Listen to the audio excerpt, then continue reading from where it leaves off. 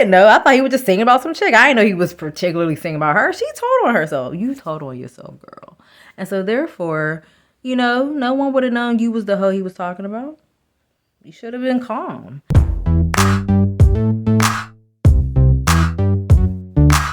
Hey, it's your girl QG. Yep, that's right. Queen of the Grandinites. Boop. Now, what I would like to do right now is introduce y'all to a brand new series that I'm starting on my channel called Skincare and Scenes, where basically I do my skincare routine while talking about a movie that I just seen and wanted to give commentary on and review basically. I figured I'd do this because so many other people who are doing movie reviews, they like to do makeup while they're doing it, or maybe they're doing their hair or something like that. So I figured why not just replenish my skin while talking about cool movies or whack movies, whichever one we decide to do. All right, so what better way to start it than to do...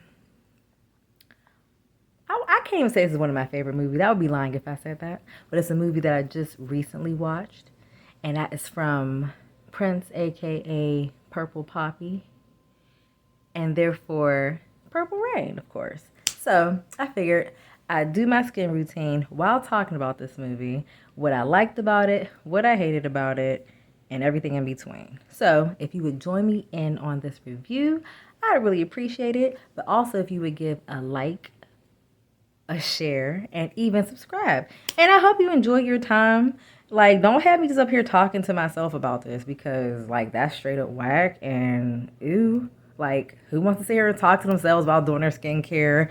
And like, I want to talk about movies with you too. Like, come on, don't play me. But anyway, here we go. So let's start off by talking about Purple Rain. All right.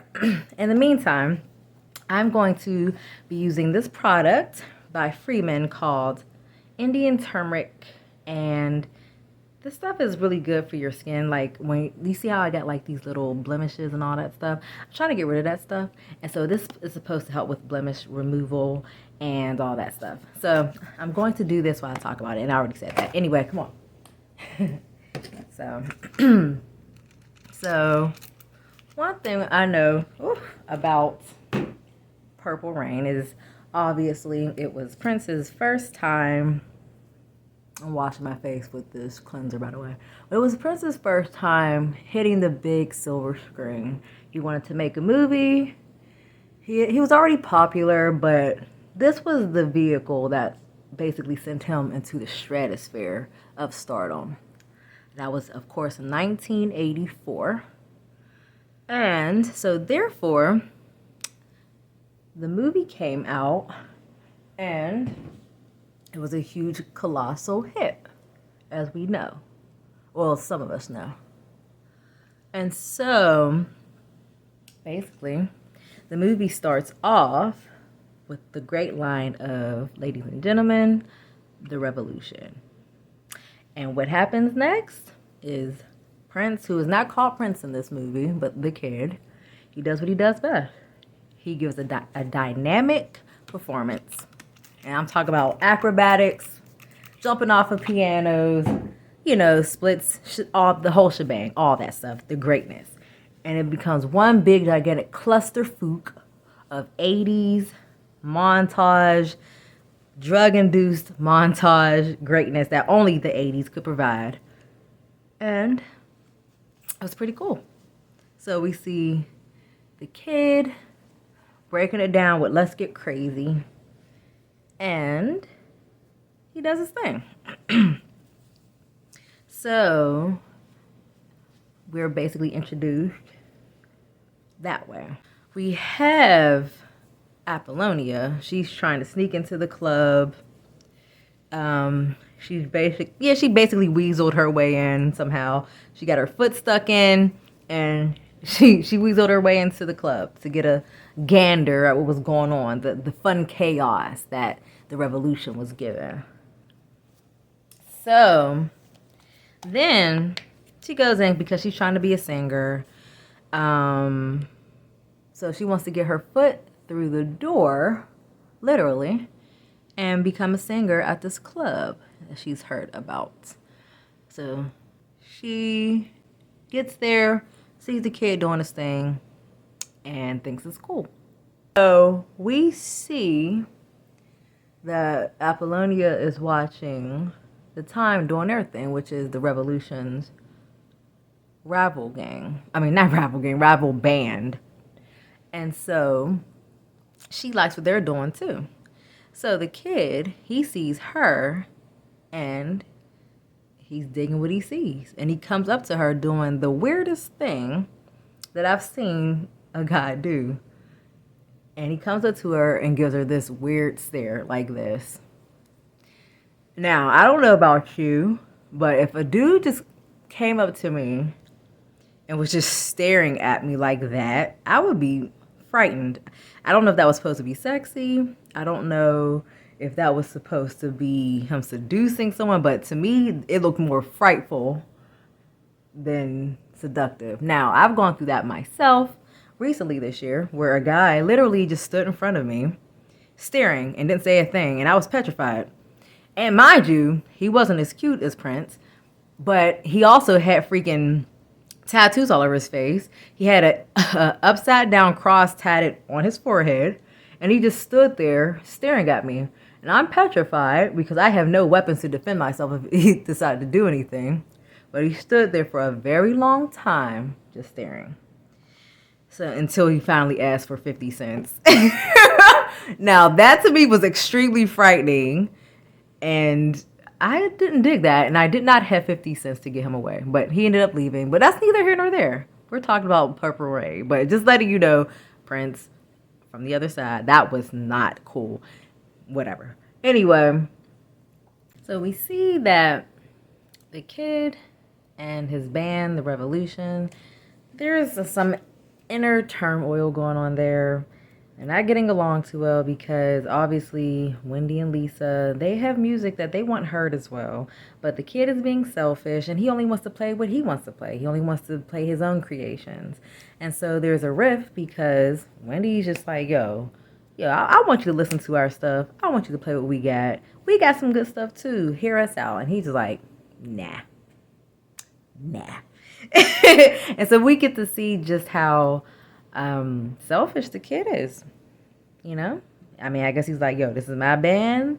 Either you dig it or be gone. And so that's just what that is. So we see that they're having some problems. And then to top it off, their battle with the Time, that's taking a toll on them as well because the Time is a pretty popular group in this club atmosphere. People's digging them, people's digging their music. They're a threat. And so therefore, you know, we know that there's an open slot that Billy is trying to fill for his club. And with Morris trying to start his own girl group and trying to basically get the Revolution out of the way, you know, that's all causing an issue with everyone in the group. So we have that dynamic. I would like to know in what world, what universe, what galaxy is this woman 19 years old? I guess I should have mentioned, the kid actually schemed his way into getting Apollonia's information from Jill, and on the paper it had her phone number and address and also had her age, and she was aged as a 19-year-old. No, not believable. I don't know why they tried to pass Apollonia off as a 19-year-old. Nothing about her looked 19 at all. She looked like a good 27, almost 30. There was nothing 19 about her. So, and I also hope that they wasn't trying to make Prince 19 either, because he definitely didn't look 19 either. But yeah, I needed them to fix that. Or was it that just people from the 80s looked old for their age? Was that a thing? I don't know. But yeah, 19, no. Mm-mm. And also, that was very creepy for him to basically steal her information like that. You know, getting her phone number.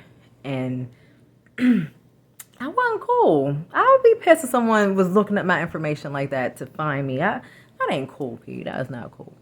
Anyway. So we see the kid going home after a beautiful, dynamic performance that he had. We see him going home to his mother getting her butt kicked, which is very, very sad. But obviously this was a recurring thing that was happening at his home. So he comes home, sees his mom getting hands and feet put on her. And daddy shows that she ain't the only one that's above getting a booty kicking, because the kid got them hands put on him too. Yeah, he got pushed, he got punched, slapped, whatever, through a freaking door. And I felt bad for him. That made me very sad, but yeah. But this was obviously a thing he was growing up with, and that was very sad. So then we see the kid meet up with Apollonia, and he sees her, takes her little chain off her, takes her little chain off her ankle.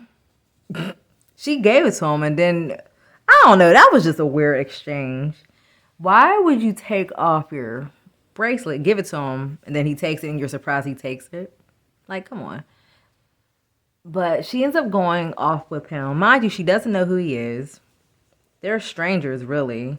And she decides to go off with him. Now, that could have been a very dangerous thing. You're taking a huge risk by doing that. And I get it. He's cute. He's fine and all. But that's how you get caught up. You gotta be careful with that. Ugh. This stuff is sticky, just so y'all know. This stuff is so sticky. But it helps your skin. I feel like it's giving me a good glow. But anyway, yeah, so he takes her to a lake where they have a conversation about what she wants to do. He asks her plans, what is it that she wants to do. She explains that she's coming from New Orleans and she wants to be a singer. And she asks if he will help her. And he's like, blatantly, nah. No. And she's like, what? Nope. Just that plain. And he's like, you want to know why? And she's like, nope. And so he's like, well, you know what? I ain't helping you because you wouldn't pass the initiation. And this is the famous scene that we know about, those of us who've seen it. You know, you wouldn't pass the initiation. What initiation? You have to purify yourself in Lake Minnetonka. She's like, what? He said, you have to purify yourself in Lake Minnetonka. And so, no questions asked beyond that. She gets butt booty naked in front of this stranger. And she jumps into what she thinks is Lake Minnetonka. Butt booty naked. Freezing cold. And she jumps in there butt booty naked. And he's like, whoa, wait. Psh. She's like, what happened? And he's like, that ain't Lake Minnetonka.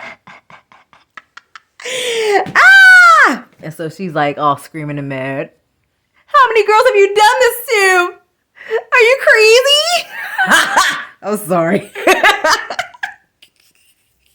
No, I'm sorry, but that was messed up for real. That's why you can't trust people. You can't trust no dudes, especially ones that are cute and they know that they're cute. You cannot trust them because they know that they're cute and they know that they can get away with stuff. And he was one of the ones you could tell he can get away with it because at the end of the day, he knew she's gonna go off with him anyway. And that's exactly what happened.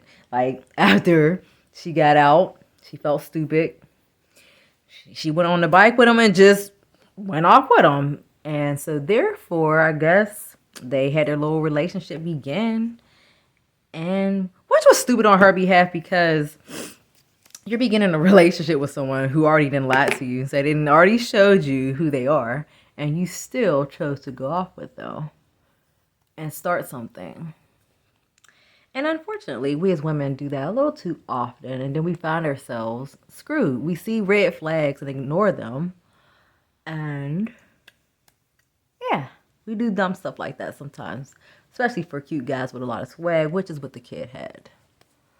So, unfortunately, there are continued problems at home with the kid's dad constantly beating on and berating the kid's mother. There's a lot of abuse there. And, you know, at the end of the day, the dad wants to let it be known that he always keeps the heat on. Don't I keep the heat on? That's just what it is. And so if he's gonna beat it into her, he's gonna let the world know that he always keeps the heat on. And so that's just sad because the kid, there's no telling how long this has been happening, but this has been happening for such a long time. He's had to endure seeing his mom being beat on. Even he himself is getting beat on. And it's like this. And then one thing I don't understand why the dad was so upset. Like, I don't understand, was he just like an alcoholic that just took his alcoholism out on his family? Was he upset because maybe his music career didn't pan out and he was just frustrated and taking it out on his family? And maybe he was jealous of his son who was getting some kind of leeway with his own career. I didn't really understand the dad's problem in this. I didn't really understand why he was acting the way he was. And granted, there are families like that where, dads are abusive for no good reason, because there's really no good reason to be abusive, but I'm just saying, in this movie I was really curious as to the motive behind Francis L's issues. My goodness. Unfortunately, because the kid has grown up in such a disgusting environment, such as what Francis L put him through, it manifests in his own relationships. And we see that when it comes to him being with Apollonia, he starts to take on his dad's characteristics. Now, I don't know how long him and Apollonia were together. Like, everything seemed to move pretty fast in this movie. I don't know the time framing for any of it. Because, like I said, everything seemed to like fly by. Ever since they was at the Lake Minnetonka thing, then all of a sudden, they're together, they getting a freak on. It's just like, is this all happening in a week? Is it happening in a month, a year? Like, I don't know the time frame, but everything seems to be going fast. And so therefore, because the kid let it be known that he ain't trying to help Apollonia for real. I mean, he got her number, he got the panty draws, but he ain't willing to give up no parts of himself, as we can see. He was very selfish. And so she was like, well, you know what, since you ain't trying to help me, I'm going to get help elsewhere. And so who was willing to help her? Morris. Because for one thing, Morris already had his rivalry going on with the kid, but also because he was looking to legit start another group, a female group. And so she was like, okay, I'm going to go off with him. And rightfully so. She wanted to take her career into her own hands. And unfortunately, the kid gets angry about this and slaps her. Mind you, this happened immediately after she done bought that man a beautiful guitar. I think that's the Cloud guitar. Beautiful gift. And immediately, and hold up. Can we talk about how broke the kid is? Hold up. Okay, it's already bad enough. He's living in his mom's basement. He doesn't have much. She bought him this beautiful guitar, and he gives her an earring. One earring at that. Wasn't even a set. An earring he already had in his own ear, and cleaned it off, and dusted off, just took it out of his ear and gave it to her. Just foul. Probably smell like battery. Y'all know what batteries smell like. And and so he gives her an earring just to say thanks. And immediately after the gifts are exchanged, she's like, hey, I just want to let you know that, starting my group with Morris. And dude gets pissed and slaps her, the famous slap. And that's how he shows his appreciation. And he's just like, aren't you happy with the way we are? Hold up, what do you mean? Like, we just got together yesterday and you already beating on me, talking about, ain't I happy about the way we are? I'm sorry. Now, abuse is not funny. I'm not laughing at the abuse. I'm not laughing at her getting slapped. It's just this movie's pacing is just so weird. And she was just like, what are you, jealous? Obviously, Apollonia. Yes, he was jealous and abusive. And that was disgusting. And, so she runs away. She goes, I guess, to go be with Morris and, that whole dynamic. And the kid misses out. And so then we have our famous montage of Windows Cry. That's my song. And it's a beautiful montage where he's sitting and he's thinking about all the times that he's had with his gal, Apollonia, after only one day of knowing each other. Not really. We don't know the time frame, remember that. But yeah, he's sitting there and he's remembering the times that they had, and he's thinking about how horrible he is and how he's being like his dad. And that's not a good thing. And he knows that. And he maybe he's feeling bad, but you know, yeah, he lost out for a little bit. Not really. And so then we have it after that beautiful 80s montage, my favorite things. The kid comes home after a day of reflection. He comes home and sees that his mama has been beat on bad. She's down bad. She was outside and the dad went overboard. And, the kid, he came home and he was pissed. He looking like, yo, who did that? Like, as if he didn't know. So he's ready to fight. Because maybe this is the worst he's ever looked. After getting piled on, he comes in, he's ready to battle Francis L. He's ready to put hands on dad. So he goes up in there, he's like, where are you? Where are you, motherfucker? Then he does a famous swirl. Now, what's funny about that is I know that Prince knows how to cuss better than that. We know it. We've heard all the songs.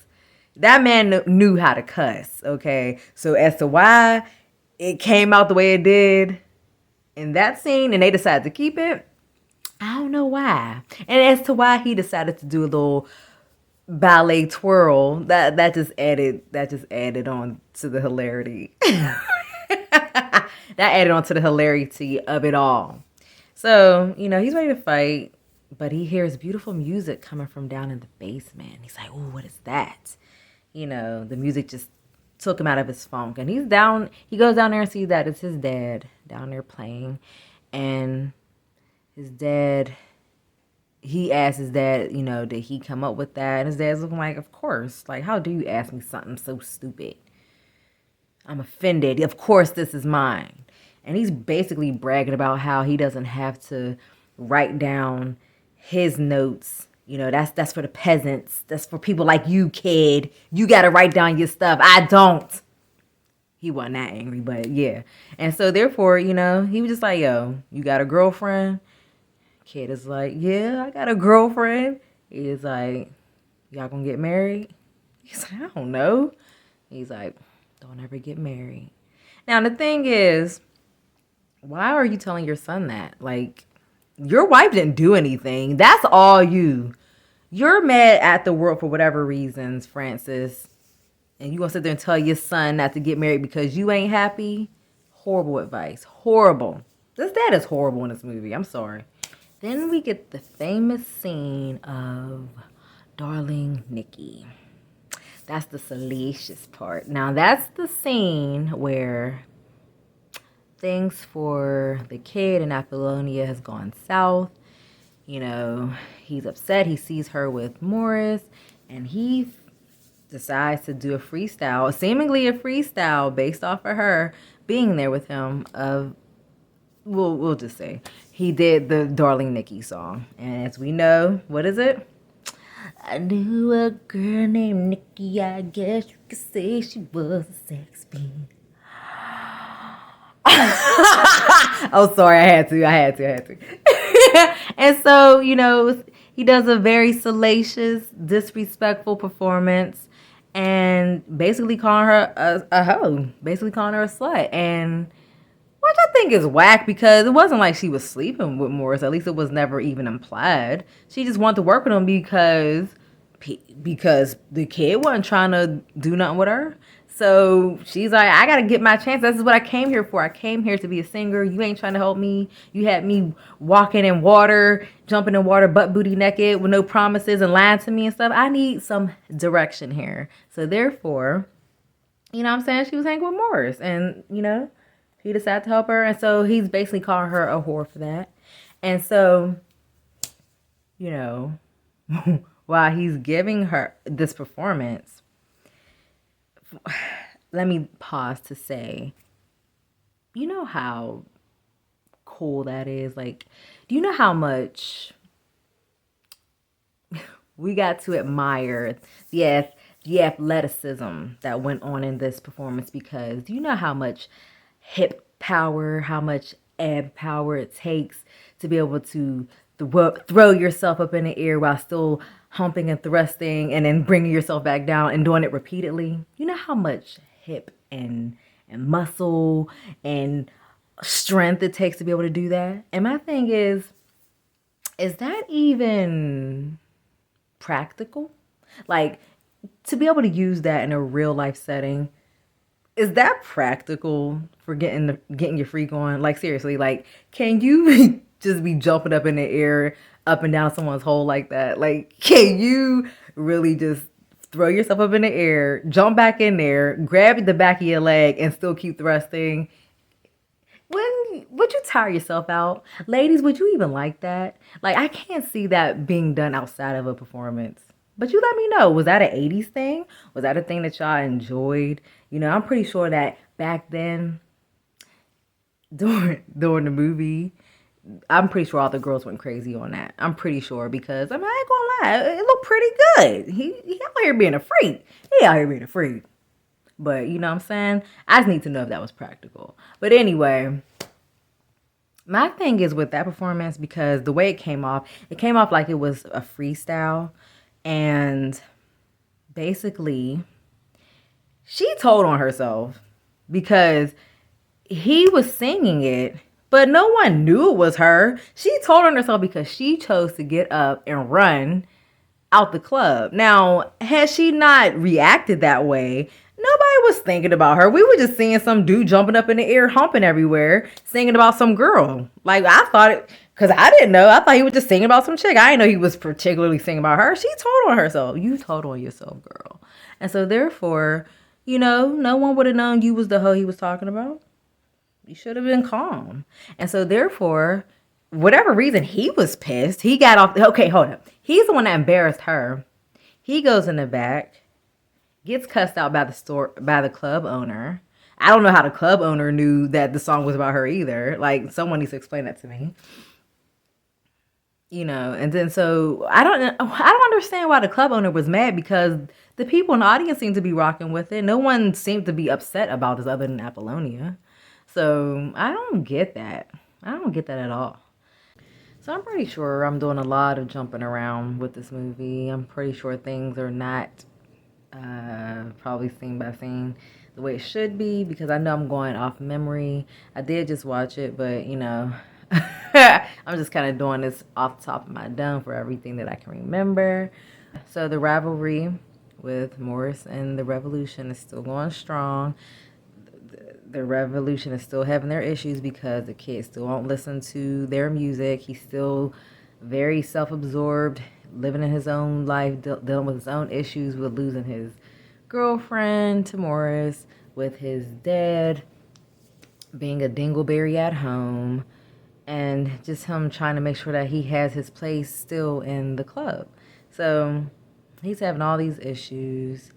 And then we see that his girl has finally made it to the stage. Morris got her to the stage like he promised with her own group called Apollonia 6. And they're performing Sex Shooter, come and shoot in my direction, your direction, somebody's direction, something like that, yes. And so therefore, you know, the kid, he got his sunglasses on over there hating on the sidelines. He looked like that should be my girl right there. But I didn't want to help her. I wanted to lie, have her jumping in wrong lakes and stuff while my rival was out here doing what I should have been doing. Yep, that's what he was thinking the whole time. Can't tell me nothing different. But she over there killing it on stage. She wasn't. Stiff as a board. Performing Sex Shooter all up and through there. And the crowd is loving it. They liking what they see. So, you know, with her being proud of her performance, and she saw that the kid was there secretly hating in the corner, but she's like, yo, I still got your earring. Even though you've been beating up on me, I miss you. I got your earring, boo. And he's like, okay. And so, but her and Morris, you know, they drunk or whatever, and they on their way to go have a little secret rendezvous somewhere. You know, the kid is not with it. He's like, nah, he does the true meaning of cock blocking. He's like, come on, get on my bike and let's go. And he tries to run over Morris, and basically, he runs him out the way, grabs his girl, and they go down somewhere in an alleyway, somewhere dark, and she's drinking out of a flask, and he's like, don't do that. And then for whatever reason, he wants to get busy.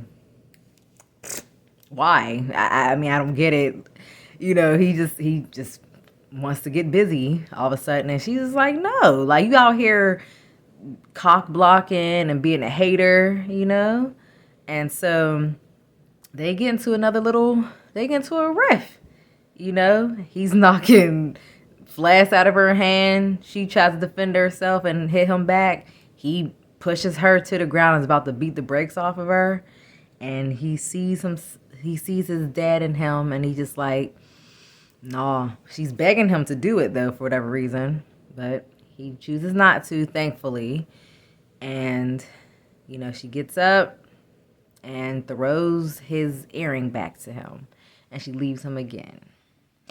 And so, therefore, that whole part to me didn't make any sense. Because it was just like, what was the purpose? Like, y'all got back together just to fight and break up again. That's me. That was a pointless scene, for real, for real. I mean, I guess it was to show how much like his dad he was, I guess. But I didn't like that scene. But I get it. I get why it's in there, to show how much his dad's actions have affected him. So I guess in the end of the day, it makes sense that it's there. But I don't like it. Finally, we get to the point where, the kid, he goes home. He doesn't know that his dad is down in the basement, ready to do some harm to himself. And as soon as he cuts the light on, his dad, he does that. He tries to take himself out. And that's very traumatizing to the kid. He has a whole breakdown in the basement, and he flips out. He breaks everything in the basement, and during his time breaking up everything, he sees a bunch of papers that are written down music by his dad. And so basically his dad lied to him, trying to make it seem like, he did everything at the top of his head, whereas he was actually writing his music. And so that inspired the kid to listen to Lisa and Wendy's music, which ended up being Purple Rain, as we end up finding out later on. And okay, so then we have them all at First Ave, which is the club I did not mention, but yeah, the club. And they're going to have a performance. And after, Morrison and them had a bomb performance, they're all excited and cheering and all that stuff. And they walk past the Revolution's dressing room, and they see him in there. And they're just like, Morris chooses to be a butthole, and he says, how's family? And starts doing the famous Morris laugh, and they're all cracking up. And that was jacked up, but, there were some a-holes in this movie. And so the kid, he didn't want to retaliate, and he just goes on stage. And I feel so bad. Now, the thing about Prince, everyone knows he has these big doe eyes. It's just so sad and so pretty, and so, I don't know, he just looks so sad. And when Morris did that broke my heart a little bit, because he looked like a little kid. You just want to just pick him up and hold him like, it's going to be okay, boo. It's going to be okay. And so he just looks so sad. And then he gets on stage, and it makes it worse for me, because I'm very sensitive to stuff. I'm sensitive to people's emotions. So he gets on stage, and he's just dedicating this song to his dad, Francis L. And it ended up being the song that Wendy and Lisa have been trying to get him to listen to and play the entire movie, and it ended up being Purple Rain. And he just looks so sad up there. Like, I want to cry now even thinking about it. It's the doe ass for me. It is. And so they have a beautiful performance, which I think is funny, because the band they never rehearsed this together ever. So as to how they knew the cues and when to do things, I don't know how they did that because they never rehearsed it at all. But okay, we'll go with it. But that's the 80s, that's the 80s for you. And so they have a beautiful performance that brings the whole crowd together. And they did their thing. And it just, everyone's just, hey, that type of thing. It was a beautiful moment. And for whatever reason, the kid storms off stage, leaves in a panic for some reason, which I don't understand. That's one of those things in the movie that did not make any sense to me. He ended up reconciling with his band members, Wendy, and kissing on her to say, hey, sorry about everything. I guess that's his way of saying sorry because he never says sorry. And so he ends up seeing Apollonia and he gives her a kiss. And then he's about, I don't understand what was he upset for? I did not get that unless he was just still upset about his dad's situation. I don't know. But yeah, he was upset. And then Jill was crying for some reason. I didn't understand that whole part at all. That they needed to explain that. And then he hears the people cheering for him and he decides to go back and kill it with I would die for you. Yeah. Darling, if you want me to. That's my song. That's like my favorite song. One of my favorite songs. And so he comes up there and kills that. Does a little booty shake. Does a little licking of the fingers. All that. The booty shake. All that. Love it. And then he does another encore. And he does I'm a Star. Baby, I'm a Star. And kills that. All the acrobatics once again. What he's known for, the kid doing this thing. And then it ends. Oh, well, you can't end it without talking about the ejaculating guitar. Yeah, he has a whole guitar ready. Just ready to bust. Just he was ready for y'all. Now, that would have been funny if he did that on the time for messing with him in his group. He should have splattered it all on them, but that's neither here nor there. But yeah, so that is the end of Purple Rain. Yeah, like I said, I probably jumped all around, but I think I hit the most important parts. There's red flags all over this movie. This movie is filled with all types of misogyny. Everything from the exploitation of the women being all scantily clad, dancing around in lingerie, which was their choice, really. So, I mean, I can't blame them, but, but the things like, things like being thrown into trash cans, like, we have Morris and Jerome, they're talking about what they're supposed to be doing at the club. And one of Morris's little breezies comes up cussing him out like, hey, who do you think you are standing me up? Sir, how dare you? He's like, Jerome. And Jerome just comes through, picks up this woman and throws her in a garbage can. Now, that's messed up.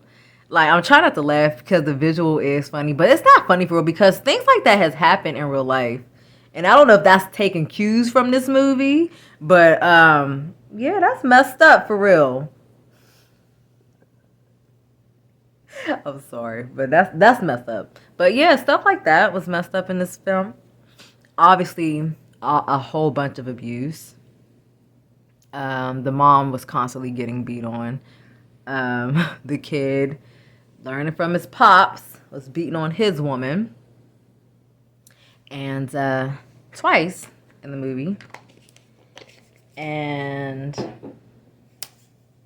feel like the men all got away with doing their crap. And there wasn't any punishments for real, because like the kid, he got a chance to get the girl that he wanted. He didn't help her with her career like he said he wasn't going to.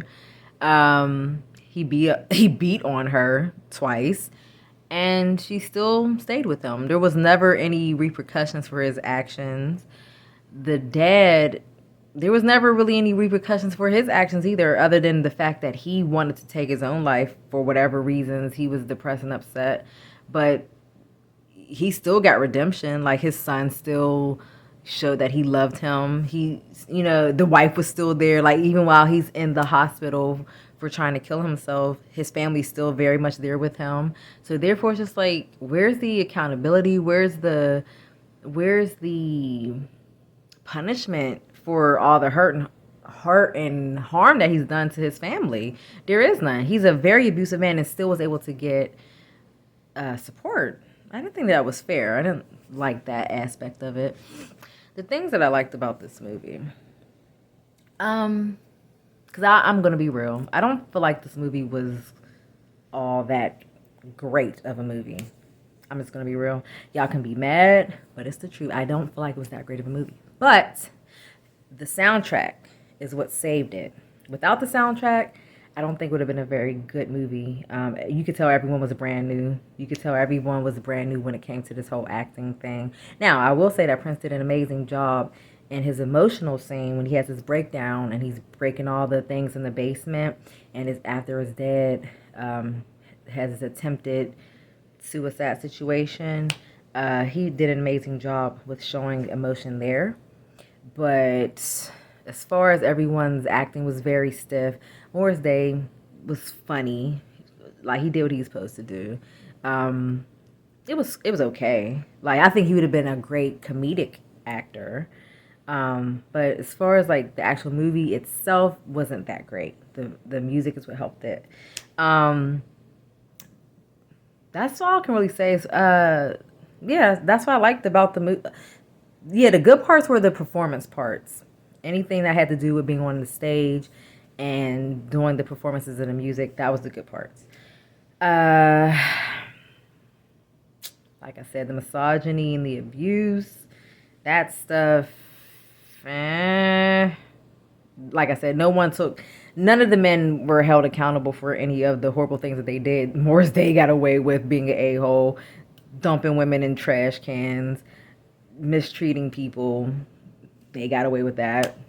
So it just showed that it was okay for the men in this film to be a-holes because nothing happened to any of them.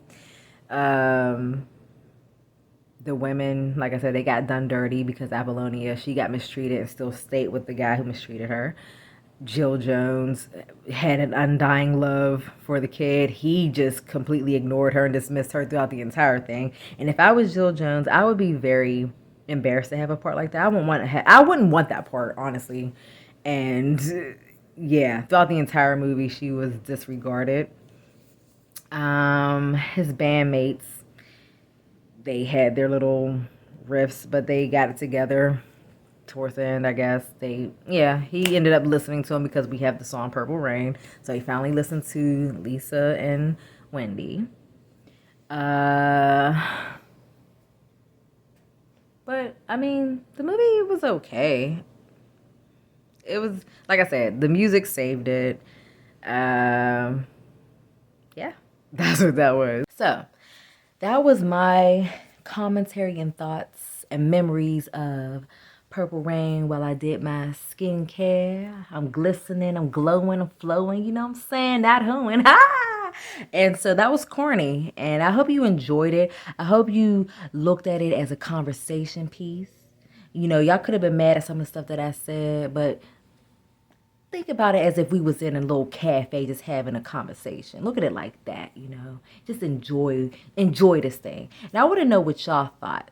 What did y'all think about the things that I said? What did y'all think about the performances? What did y'all think about the impact that Purple Rain had? Like I said, this was the movie that sent him into the freaking stratosphere of superstardom. That was the movie that, yeah, he was a huge star after that. And so therefore, I want to know what y'all thought about it. Did you think it was a good movie? Did you think it was only good because of the music? Did you think it was just a legit good movie, period? Let me know what y'all think. And if I got anything wrong, let me know that too. Like, just tell me something. Shoot, I'm trying to have a conversation. So if y'all like this content, if y'all like skincare and scenes with the queen, let me know. You know what I'm saying? Let me know. And so I hope y'all come back because I'm doing this every Saturday. Skincare and scenes. So I hope you subscribe or I'm going to scream. All right, I'm done with all the corniness. So like, share, subscribe, and I hope to see you next Saturday. And this message has been Purple Poppy approved. Peace.